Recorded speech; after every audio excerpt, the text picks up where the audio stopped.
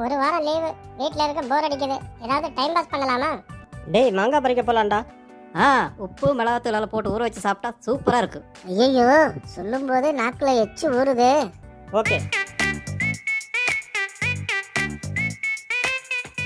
மாங்காய்லாம் கீழே இருக்கு, இன்னைக்கு ஜாலி தான். நான் இந்த மாங்காயெல்லாம் பறிக்க போறேன்.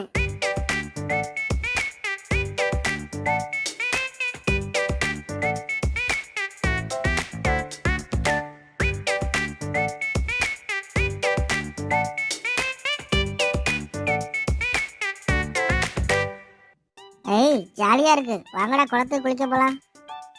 நான் வரலடா, அப்பா வரதுக்குள்ள கடைக்கு போகணும். சரி வாங்கடா, நம்ம போலாம்.